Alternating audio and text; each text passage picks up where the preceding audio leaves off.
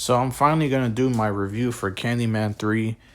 Currently my Candyman 2 review, Farewell to the Flesh video is still uploading, but I'm gonna do my Candyman 3 review and then the freaking requel of Candyman. I'm gonna do that right after.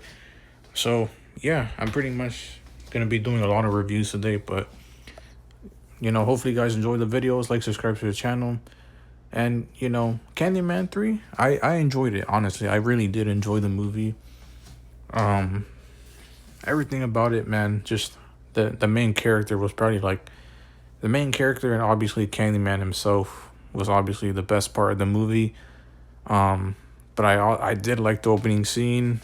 I did like the soundtrack in this movie.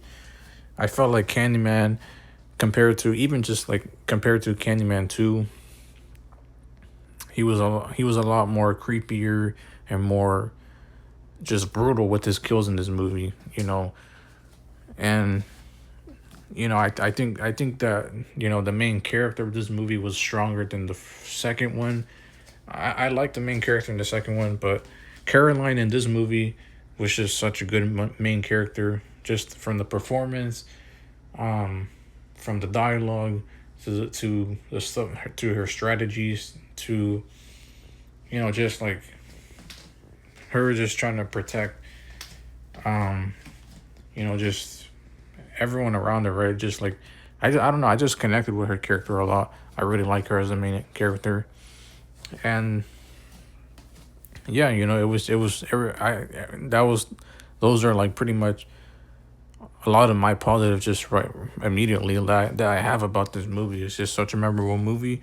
I think that Candyman 3 probably, honestly, I couldn't tell you like which one I like better than the other when it comes to these movies, the first three, because I think they're all good movies in my opinion. Um, I'm not I'm not a gigantic Candyman fan, but these movies are good for what they are, and I can enjoy them and get into them. Um, I think my only issue with this movie is just the fact that like Candyman literally, um, he just pretty much like, what's it called?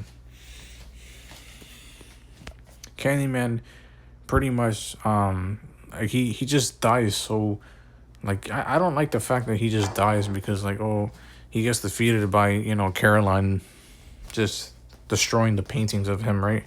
It's just like, that's really like that's how you defeat him. um I think that was probably like my only issue with this movie. Like, I don't like the fact that that's all it took to kill Candyman, or at least defeat him, because he doesn't really die, but it's just, he just pretty much just can get hurt and defeated in that way, and he'll just disappear and just come back and reappear when the next time someone says his name.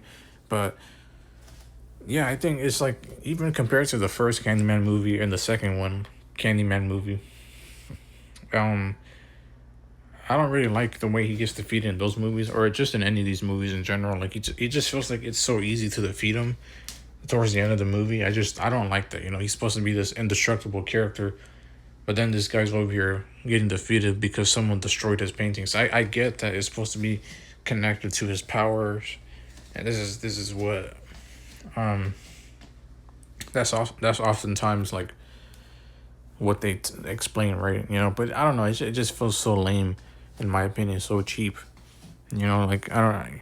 They could have thought of something else, like some like random object. This is what, like, this is the thing giving him his powers. Like, that would, and you have to destroy it. That would be better than just like, oh, you have to destroy a painting and that's how he gets defeated. Like, man, I don't know. I just don't like that.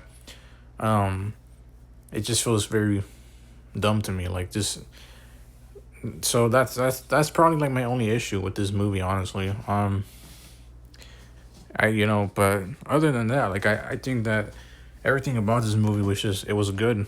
I enjoyed it for what it was, and I like the ending, just like, just the setting of it, and just towards the end, like, Caroline goes to her mom's funeral, and she just walks off to the sunset, tells her daughter like everything that happened in her history, because you know, I'm pretty sure they explained that like her family was the ancestors of was of the people who did that to Candyman to begin with. So it's like he was targeting them because of that, and he wanted Caroline to be his lover. Obviously, he wanted her to be with him.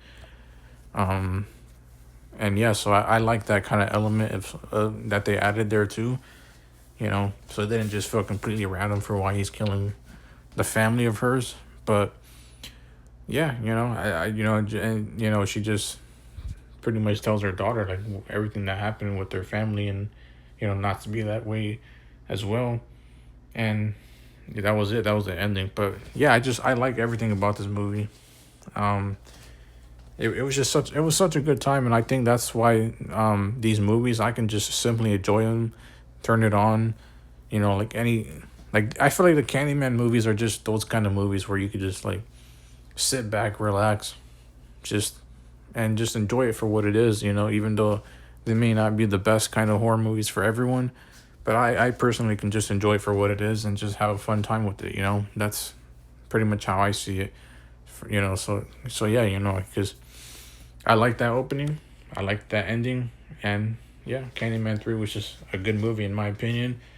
And it was, for the longest time, the ending of the franchise until they made the Legacy sequel in 2021, that Candyman movie, and they made the yeah, that I'm pretty sure, yeah, the requel of 2021. That was the only Candyman movie that I thought was bad, and I'm gonna explain why pretty much after I'm done with this review. So hopefully you guys enjoyed this video, like, subscribe to the channel, and I'll see you guys in the next one.